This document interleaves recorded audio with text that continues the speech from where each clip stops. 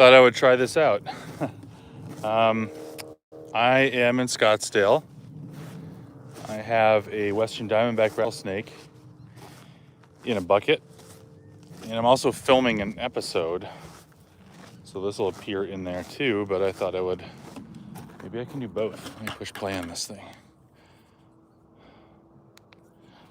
I have it's a gravid Western Diamondback. Actually, let me explain to the GoPro that I have what I'm doing here, so there's context for later. So I'm going to try doing a live YouTube at the same time that I'm doing this. Everybody say hi to each other. Hi, live YouTube. Hi, YouTube video from the future. That wasn't awkward. Anyway, I'm out here looking for a release spot for this Western Diamondback. It's a female. She looks gravid. And I want to find a really special spot for her so that she can hang out, and then when it's time to have babies, which is still a couple of months away, she can do so safely. So, walking around. Let me turn this around so I don't just blinding you. You can see what I'm looking at. Hi, everybody. Haven't tried this format here where we just kind of do a live release. A lot of times it's just because we don't have reception. I have good reception. So if I have good reception, I'll try this out. And it won't take that long, too, I think. I know what I'm looking for here. I just have to find it. We're looking for a deep cave.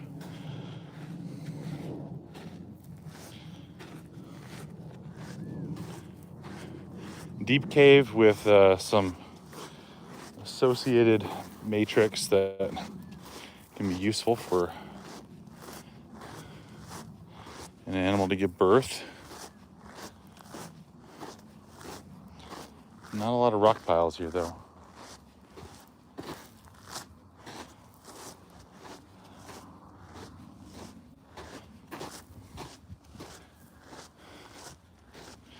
Which can be good. If you can find if it's really isolated, then we know that it's going to be something good for her. I gotta find one first. All right. I might get up out of this wash to see if I can see something with just the last little bit of light that I have for the day. Hi, everybody.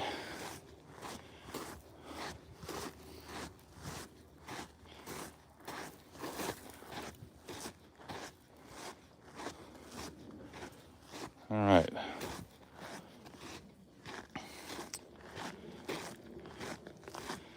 There's definitely some denser vegetation over here that can help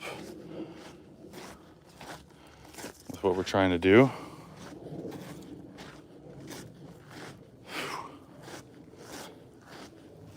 If you watched our channel at all, you know why I'm being so picky here. It's actually been something that I'm kind of seeing as a problem lately. I have to figure out a right way to address is basically in no matter which way I try to communicate this, the importance of finding very, very specific circumstances to release snakes into. I still see a lot of people who I think know better but just don't do it for some reason. Just dumping snakes out onto open ground in the summer. And I got to figure out a way to address that because that is not helpful to the animals. All right, let's get out of this wash.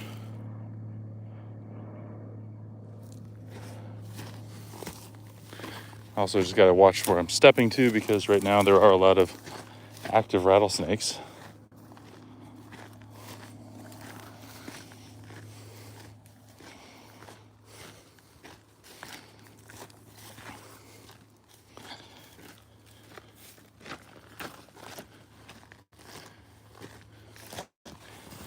Okay, I am looking for this suitable estivation area. And that's going to allow this snake to hide away during the hot part of the summer and also safely give birth when the time comes.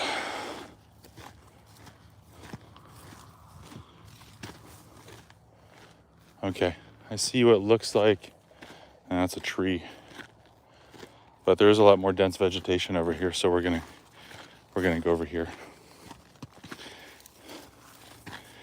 When you see a row of trees, that means that there's a drainage there typically, and if there's a drainage there, that also means there can be pack rat nests. And when you don't have a a lot of rock in an area, or any rock, those become the dynamic and important situations. So if we can find a big old ironwood tree with a pack rat nest at the base of it and some kind of caves going into the soil below, that is a good situation. Easier said than done. What time of year do rattlesnakes give birth? Typically, it's going to be from mid-July through about the first week of September is when we receive calls to find females that have just given birth. That's always an interesting time of year.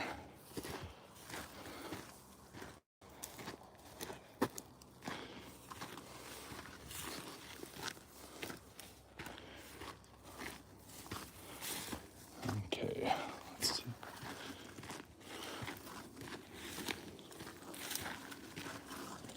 Yeah, this is not exceptional.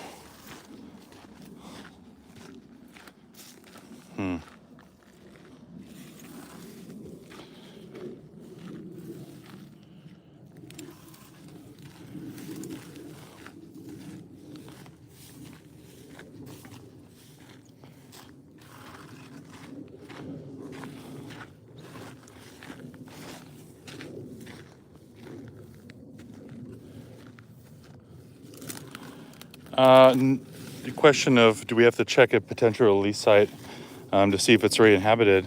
No, we don't, actually. So rattlesnakes are pretty social animals and tolerate one another quite well. And there's not really a situation where we're going to overpopulate an area. The reason why that's the case is that we don't ever have designated release points. Every single time that we catch a snake, this process that I'm going through right now of finding the best place to put her starts over again. We don't have just drop-off points. Oh, it's an airplane. I thought it was bees. I have seen that there are some groups that do relocations that do have just kind of like designated drop-off points, and that is very unfortunate. And that's the case. But yeah, if there's a snake or snakes in a burrow and we release another snake in there, they will either ignore one another or take note, and it's not a big deal. How big do rattlesnakes actually get? This answer disappoints people for some reason, but a very large rattlesnake in Arizona is 4 feet long. If you see one and it can be confirmed at 5 feet, that is an exceptionally big rattlesnake, like, 1 out of 1,000 or more, most likely. The individuals in Arizona that claim to see rattlesnakes that are 6 feet long, and certainly have claimed to do that routinely, are just not very good at measuring things, basically, and the subject matter tends to lend itself well to that.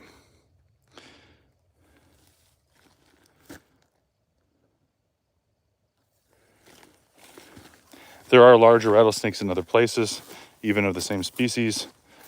South Texas, for western diamondbacks, they can get quite large, but still, you're not going to be finding 7-foot rattlesnakes anywhere. And eastern diamondbacks, of course, can get larger, but these days they tend not to, which is a bummer. The reason they tend not to is because they don't live that long. People kill them, they get hit by cars. Their habitat is constantly under threat. So they just don't have the situation where they get to live to be big old snakes anymore.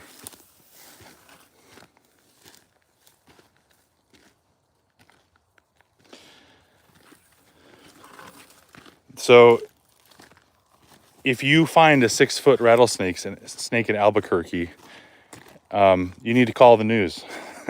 It's one of those situations like when you say that you see 6-foot rattlesnakes in Albuquerque or east of Albuquerque or anywhere in New Mexico, honestly, what I'm hearing is that you see snakes that look very large, and that is valid. There are some large rattlesnakes there, but it's when you actually bust out a tape measure and confirm it too. That's the thing, is that we routinely hear from people that, well, I measure it, that's it. There's a reason why none of these large rattlesnakes have ever shown up and been documented.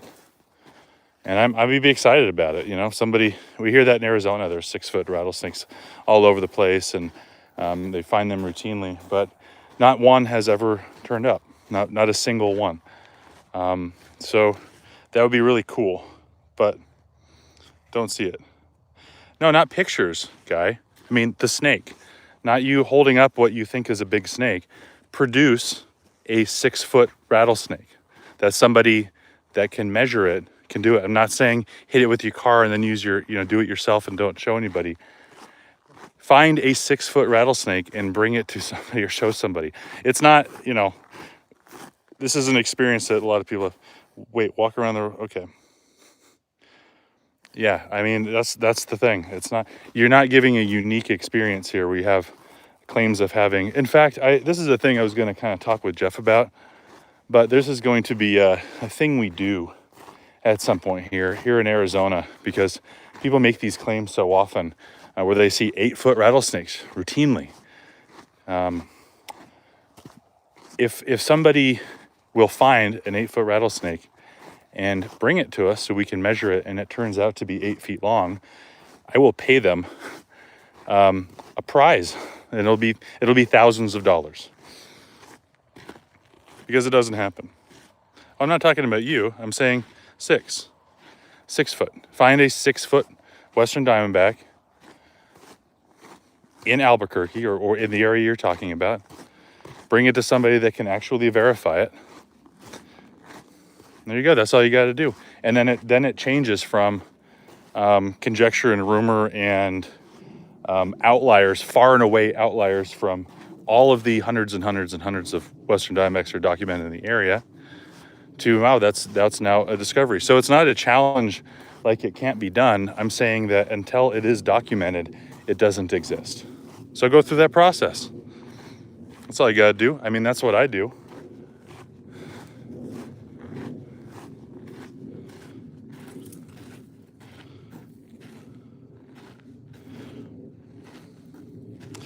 No, I work in Phoenix. Yeah, I also work throughout Arizona. I have done a lot of work in New Mexico as well. I have seen safely have seen more rattlesnakes in New Mexico than you probably will in a lifetime, unless you do the same job that I do. So it's cool. Also, aside from my own personal experiences, I have all of the records from everybody that's ever documented anything there, and I'm familiar with it, and all the species accounts of what that is. So it's not just me walking around looking at snakes saying that they're big. That's fine. I mean, all you got to do is produce one of these giant snakes. That's it. And we don't have to debate. But currently, there are no documented snakes that big in that area.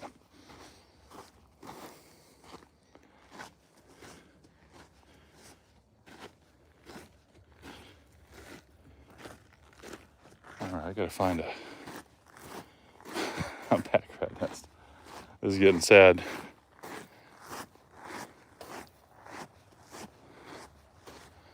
This area is tricky.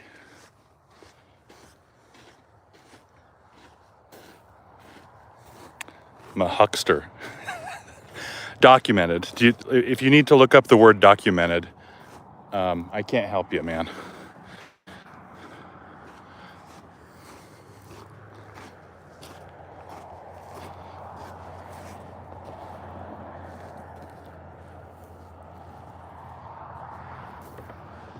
Those are not facts.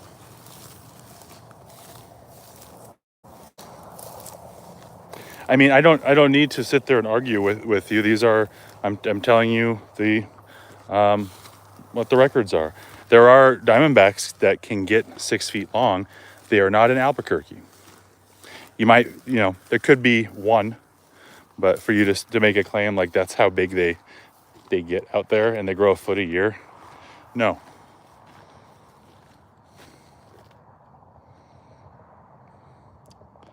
But again, we don't have to debate. All you gotta do is go get one. Go get one of these 6-foot Diamondbacks and show somebody. Can't be that hard if they're all over, right? I can't wait. That would be exciting as hell. Western Diamondbacks do not grow a foot a year.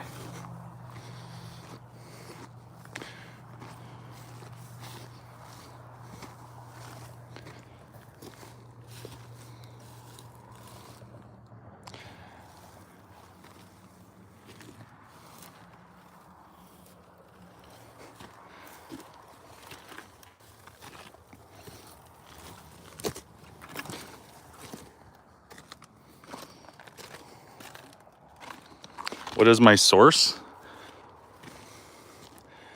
Trying to figure which one would be good. Do you have access to VertNet?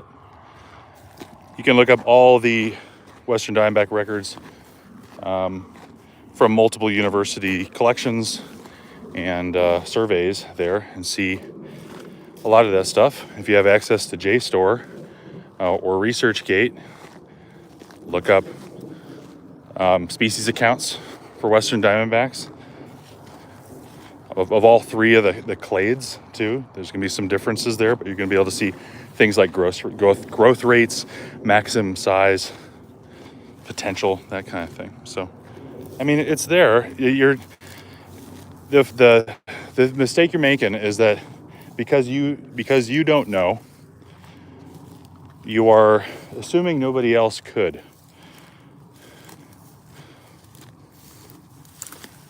I'm not saying anything, that's my opinion. Or else I'd end up in the same boat as you. God, where's a pack rat nest? I can back it up. I just gave you sources. I told you some places you can look.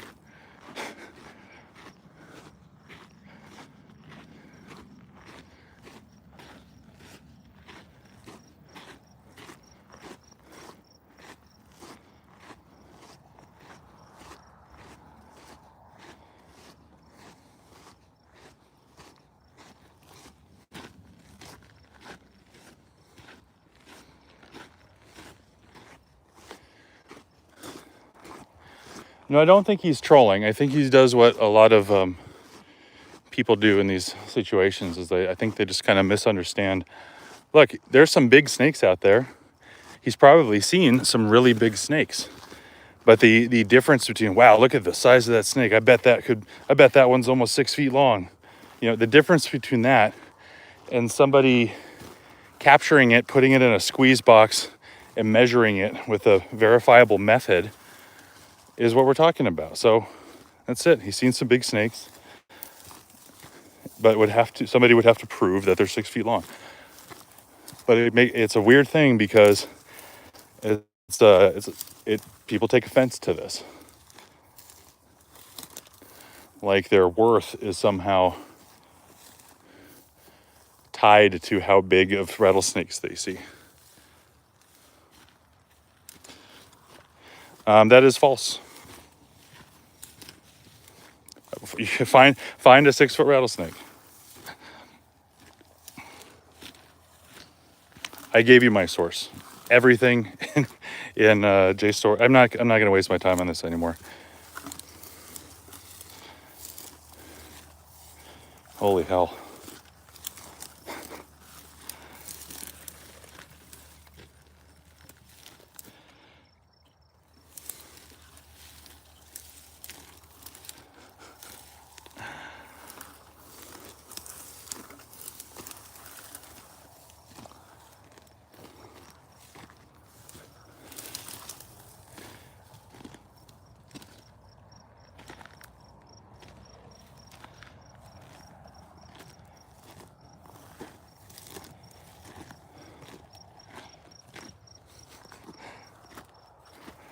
That's all right. I'm just looking for a pack rat nest. He's kind of can embarrass himself if he wants. That's fine. I need my thumbs right now, so.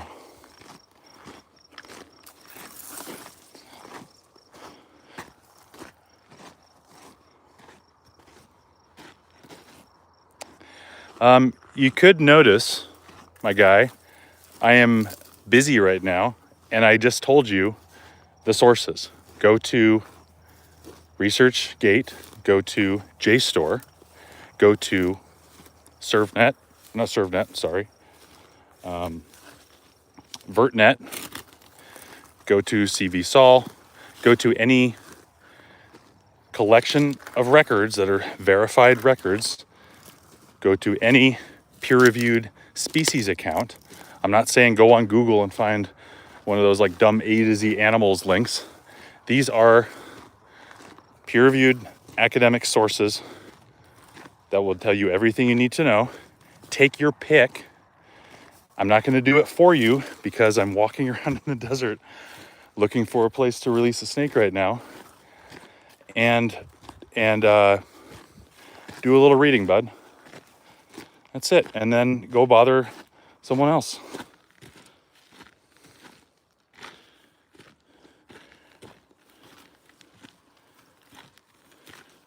These are not fake sources just because you've never heard of them.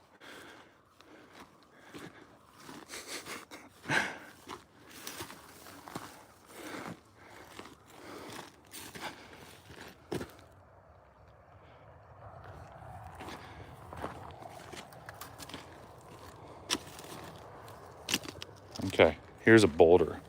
I'm liking it. If this thing's flat like I'm hoping it is, I think we have a winner finally. This area is just kind of devoid of a lot of, yep, this will work. Oh yeah, there's a pack rat nest around the side too. Sweet. We'll do it here.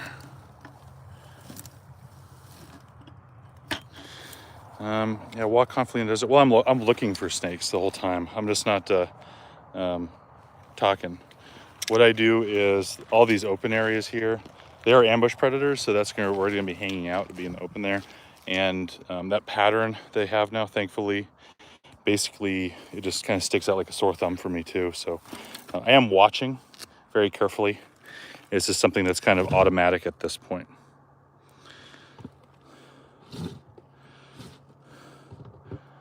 All right, here we go. This is a female, a gravid female Western Diamondback. Let me see if I can show you how I know that.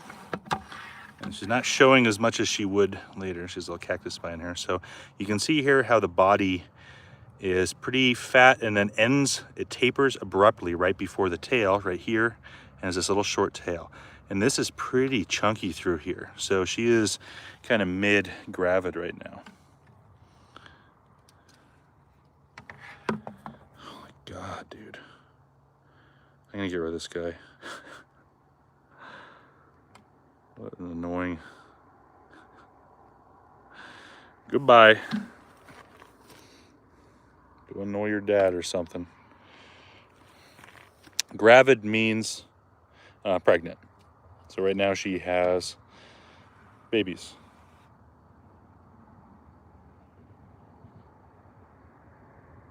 Yeah, so this is actually an adult. Still has a little bit of room to grow, but this is an adult Western Diamondback.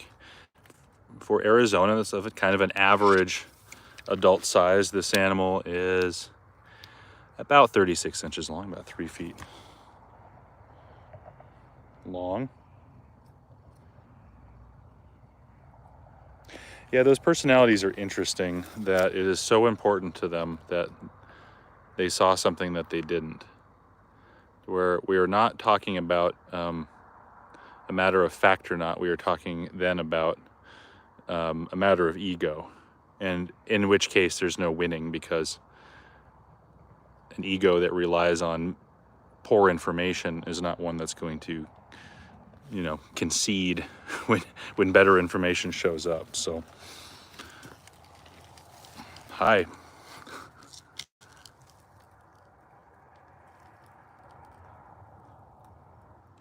So you can tell, kinda, look at this. So this rattle, you can't just count the segments and find out how old a snake is, but there's something you can tell about this snake. And when I said that she still has some room to grow, this is what I'm saying. So see how the tail, the rattle here has still there's a taper to it. It's triangular. What that means is every time she sheds her skin, she is growing a little bit. So eventually, those rattle segments will stop being larger consecutively after each shed, and at that point, she's full grown.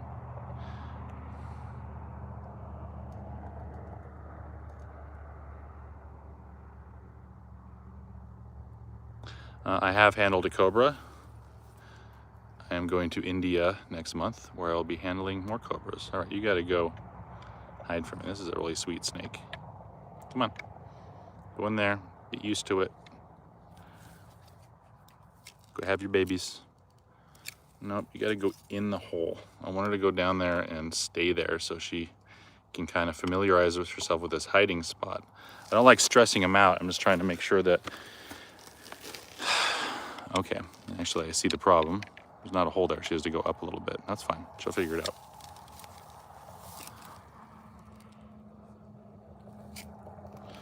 What is their sexual maturity? When they're large enough to give birth. So that can be as early as 3 years old, depending on the size. If there's another rattlesnake down here, it's just fine. They are social animals, they get along just fine. I mean, actually, ideally, there's another rattlesnake in here. It means that they're gonna be fine. Yeah, mountain lions and coyotes, they kind of get the same story. There's not really a lot of danger there. Why are most of them calm on the hook or the tongs, even when they're feisty at you before? Well, it's defensive. So it's kind of, they'll have a burst of that activity and then they calm down, or it's not working, or their stress hormone kind of stops, or it's just not something that seems to be working, so they just stop. Most of the time, the snakes will be calm and easy to work with most of the time, which is nice for us, obviously. It's kind of a sign that we're treating them well. There definitely can be ones that don't act that way. Are we a nonprofit? We are not. There's a lot of reasons for that. One of those, the big ones, I am a large proponent of. I personally do not like that we have this idea that if there are things to be done that are seen as good or conservation, it's only by donation or by nonprofit or something. It kind of takes the perceived value of that and puts it aside. And I really want to see more businesses that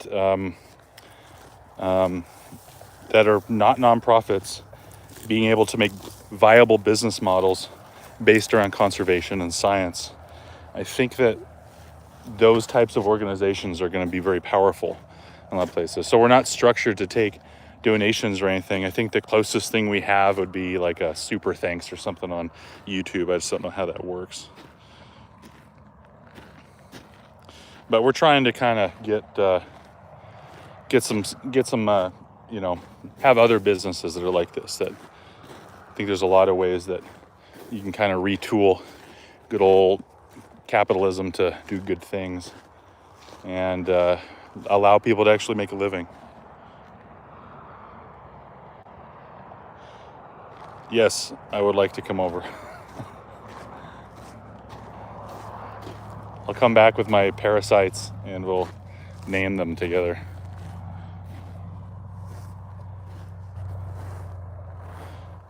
Yep. So conservation, buying land, yeah, absolutely. We do that when we can. Our property is on 11 acres and is designated as a wildlife habitat. We have a 40-acre lot that we purchased in prairie rattlesnake habitat that is designated as a private preserve. And we work with other organizations that do same. That's the best thing, is that you can't saving animals doesn't do anything if you can't save the habitat. That's ultimately what needs to be done, and that takes a lot of money to be able to do that. Am I wearing any kind of snake protection? Not really. These are 10-inch tall Kenetrex. So here's the top right here. That works pretty well. My best protection I have is my eyes. I can see when the snakes are there, paying attention. Are you looking for more rattlesnakes right now? Yep, I am. But I'm not seeing any. And I've been out here for a little while. And I'm going to get to my car soon. So I think this is going to end. But soon I'm going to do a longer live. I actually just got a setup put together so I can just have a monitor in my building so I can work with snakes at the same time that I'm answering questions and reviewing comments and stuff. So I will be doing that shortly. But anyway, yeah, I got to get out of here. I just got back to the road. And sorry if there's questions that I haven't been able to answer, but we'll do that shortly. And I'll let you know about those parasites. They will be numerous. And I'm going to love every one of them. All right, see you later.